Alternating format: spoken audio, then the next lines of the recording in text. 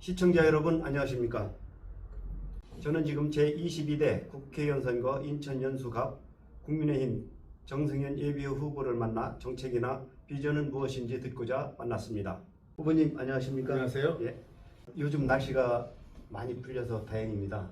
어떻게 하루하루를 보내고 계신지 한 말씀 부탁드립니다. 예, 반갑습니다. 요새 말씀대로 날씨가 많이 풀려서 저희가 밖에서 주로 주민 여러분들을 많이 만나고 다니는데요. 그래도 굉장히 넉넉하고 좋은 환경이 전개되고 있습니다. 요새 아침 일찍부터 출근하는 우리 연수구민 여러분들께 출근 인사를 드리고 있고요. 낮에는 주로 이제 행사, 신년 행사들이 많이 있습니다. 그래서 거기 가서 주민 여러분들을 만나고 있고, 또 오후와 저녁에도 주민 여러분들을 직접 찾아뵈면서 인사를 드리면서 또 상가를 돌면서 상인 여러분들이 애로사항이 어떤 것들이 있으신가를 청취하면서 열심히 선거운동을 하고 있습니다. 예. 우리 예비 후보님을 잘 아시는 분도 계시겠지만 우리 정승현이라는 후보를 잘 모르시는 분들도 계실 겁니다. 그러면 정승현이 누군지 본인 소개 좀 부탁드리겠습니다. 예, 시청자 여러분 반갑습니다. 정승현입니다. 저는 정치가로서 연수구를 기반으로 약 10년 정도 정치를 해왔습니다. 최근까지 국민의힘 연수구갑 당협위원장으로서 역할을 했고요. 작년까지 1년 동안에 국민의힘 인천시당 위원장으로서 또 역할을 해왔습니다. 저의 직업은 대학 교수로서 인하대학교 국제통상학과에서 경제학을 가르치면서 후학을 양성하고 있습니다. 그 예비 후보님께서는 연수구에 오랫동안 거주하고 계신 걸로 알고 있습니다. 네.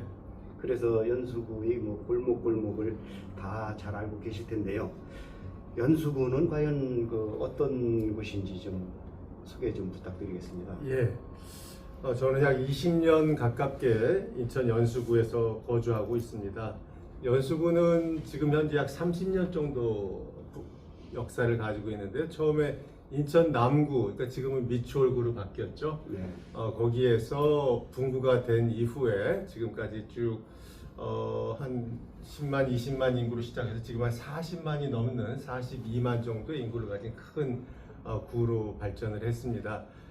크게는 제가 속한 연수구 원도심 지역과 또 인접한 송도 국제도시가 같이 있는 그러한 도시입니다.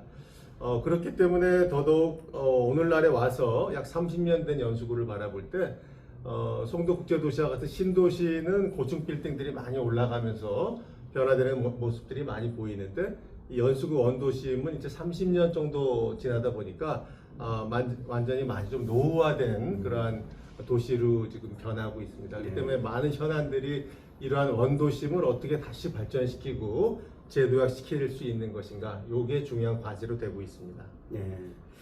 그렇다면 연수구에서 가장 중요한 사안이라고 생각하는 게 무엇이고요? 그것에 대한 어떤 대안이나 네. 대책이나 이런 게 있으면 좀 소개 부탁드리겠습니다. 네. 저는 연수구는 인천에서도 그래도 중산층 이상의 분들이 많이 사는 그러한 곳으로 유명합니다. 그렇기 때문에 전통적으로 경제의 중심 도시다. 또 교육열이 굉장히 높기 때문에 교육의 중심이다. 이렇게 많이 일컬어져 왔습니다.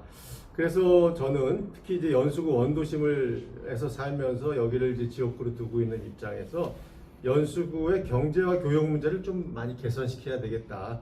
조금 전에 말씀드렸습니다만 연수구가 새롭게 시작되면서 약 30년이 지나면서 지어진 많은 아파트들이 이제 30년 되면서 많이 이제 노후화되고 있습니다. 그래서 이것들을 이제 새롭게 재건축 또 재개발할 시기가 다가오고 있다.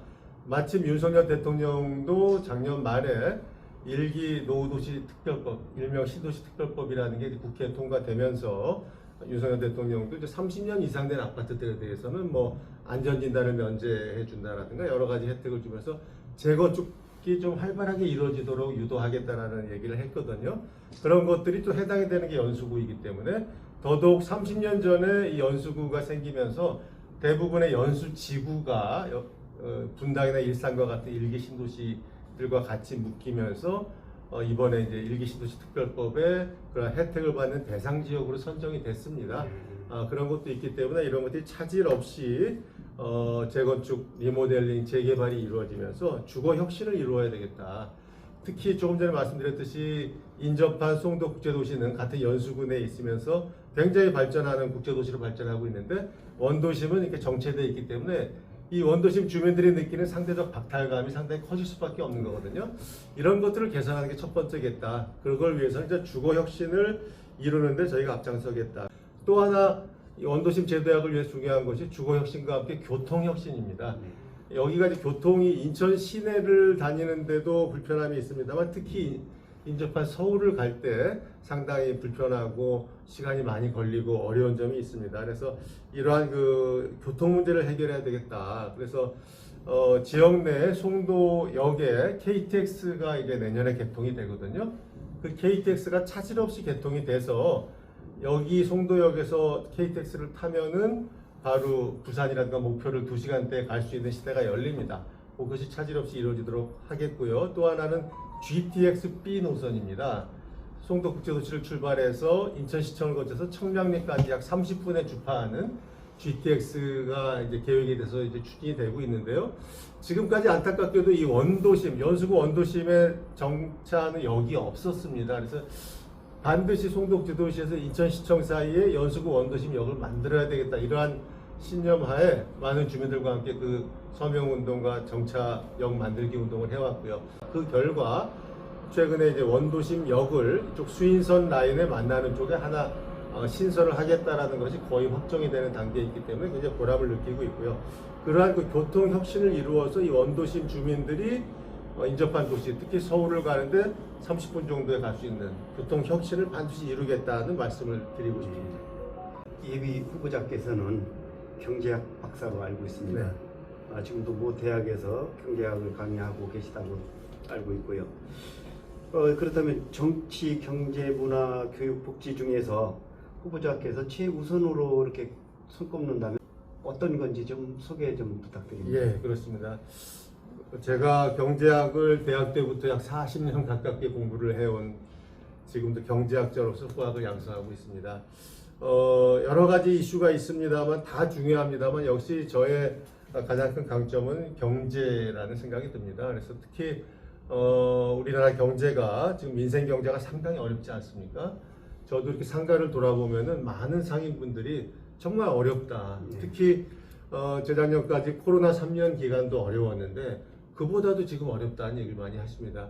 이런 것들이 물론 국내 요인도 있겠습니다만 이제 국제적으로 여러 요인이 겹쳐서 이러한 경제 불황이 찾아왔다고 생각되는데요.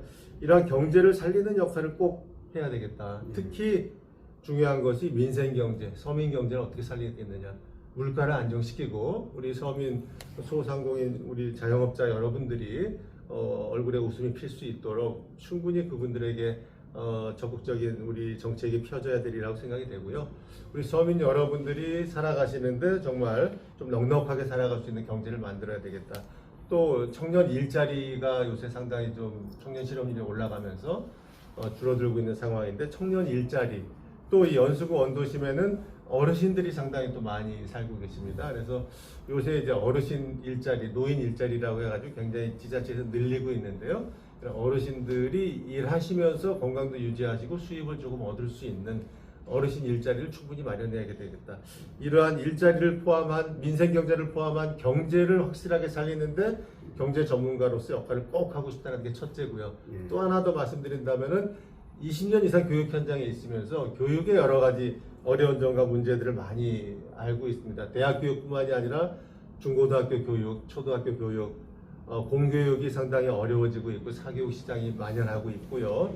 이 선생님들의 여러 가지 교권이 침해를 받고 있는 교육 현장의 목소리를 많이 듣고 있습니다. 그래서 이런 교육에 어떻게 보면은 개혁적인 그러한 생각을 불어넣고 교육 혁신을 통해서 우리나라 공교육이 바로 서고 교권이 다시 바로 설 수 있는 또 창의성도 중요하지만 여러 가지 인성을 바탕으로 둔 참된 인간을 양성하는 그런 교육을 만들어야 되겠다. 이러한 신념을 가지고 노력하고 있습니다. 예. 자, 우리 서민들은 네, 뭐니 뭐니 해도 먹고 사는 게 1순위로 꼽습니다. 그렇죠. 그런데 먹고 사는 데는 경제를 더불어서 복지, 뭐 문화, 예술, 교육 이런 것들이 다 수반이 될 텐데요. 차별화된 정책이나 뭐 경쟁력이 있다면 어떤 게 있을까요? 예, 조금 전에도 말씀드렸듯이 이제 경제적 관점에서 조금 말씀을 드리고 싶은데요. 우리나라 경제가 굉장히 어렵습니다. 그래서 우선적으로 정부의 경제 정책이 바로 서야 되겠다는 말씀을 드립니다.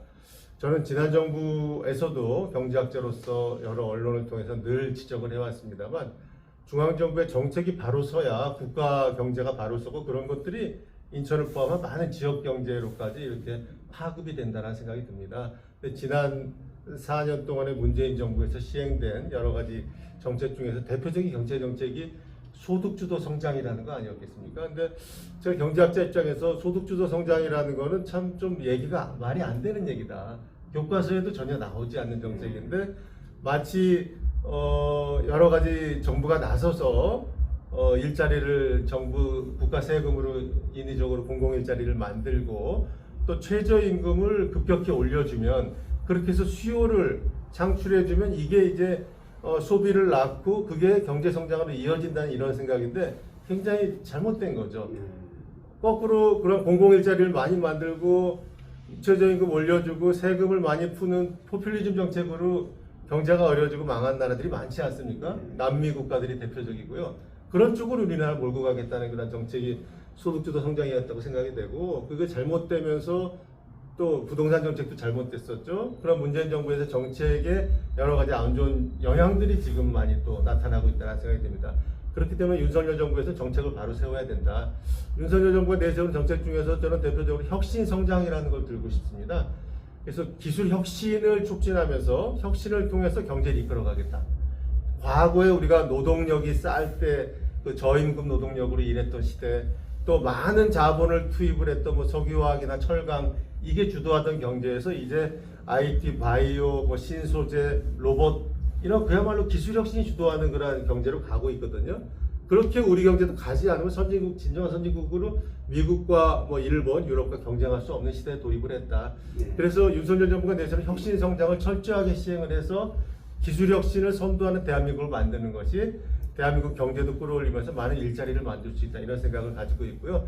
그런 것들이 우리 지역 경제까지 파급될 수 있도록 낙수 효과를 굉장히 끌어올리면서 경제를 잘 좀 끌고 나가야 되겠다 이런 신념을 가지고 있습니다. 정치인이라고 하면 뭐 갖춰야 할 뭐 도덕적인 아니면 뭐 윤리적인 덕목이 있어야 된다고 보여집니다.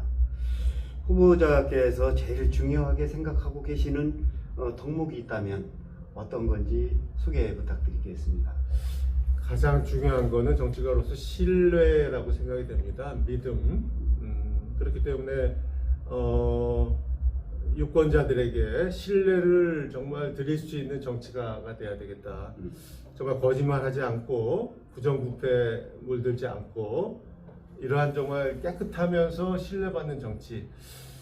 그러면서 또 하나 중요한 게 그 신뢰는 정말 이 국회의원을 포함한 정치가들이 마치 국민들의 위에 있는 것처럼 특권을 누리는 그런 정치를 해서는 절대 안 된다.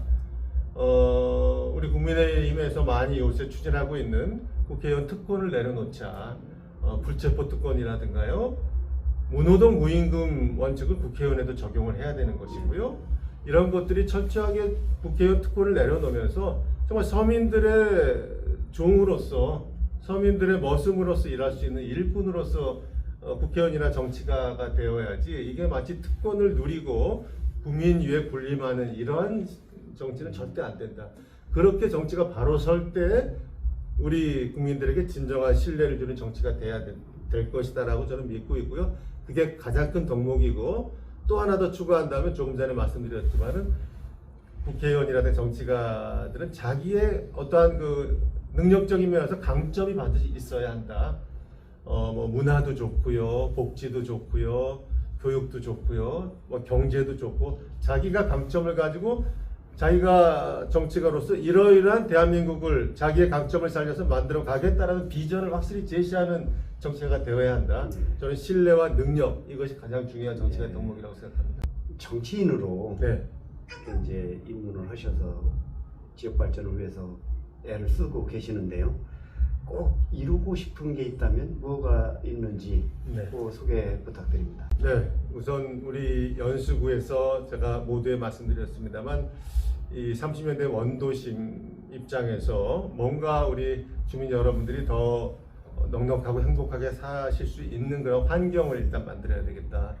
그것을 저는 이제 주거 환경, 아파트를 이제 재건축을 포함해서 좀 이렇게 혁신시키는, 좀 삶의 질을 개선하는 그런 쪽이 우선돼야 되겠고, KTX, GTX를 포함한 교통 혁신을 이루어서 원도심 주민들이 교통의 여러 가지 편의를 넉넉히 느낄 수 있는 그러한 연수구를 꼭 만들어야 되겠다, 이런 신념을 가지고 있습니다.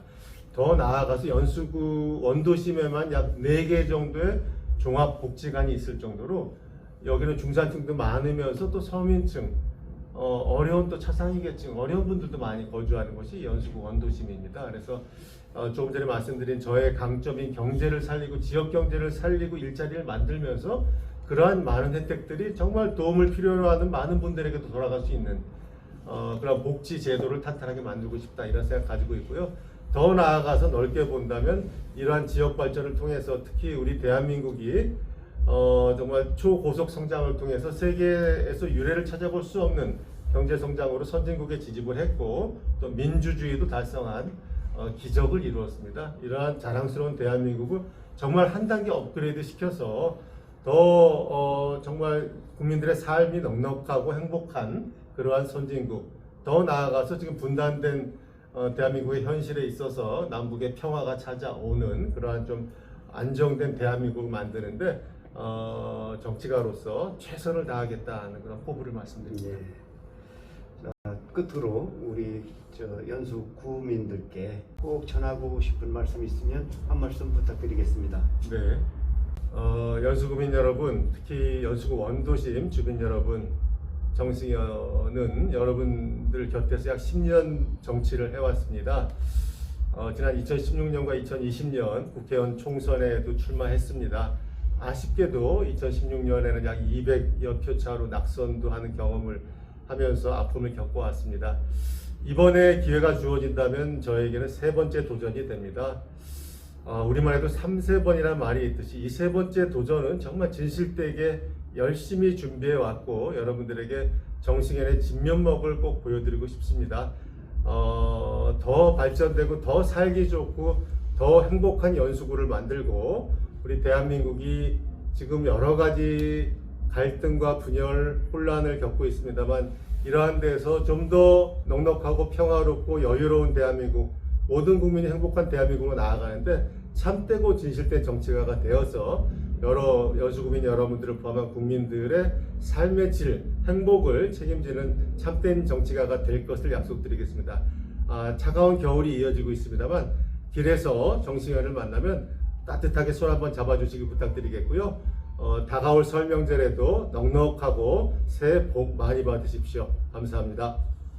지금까지 인천 연수갑 정승현 국민의힘 예비후보로부터 정책과 비전을 들어봤습니다. 감사합니다.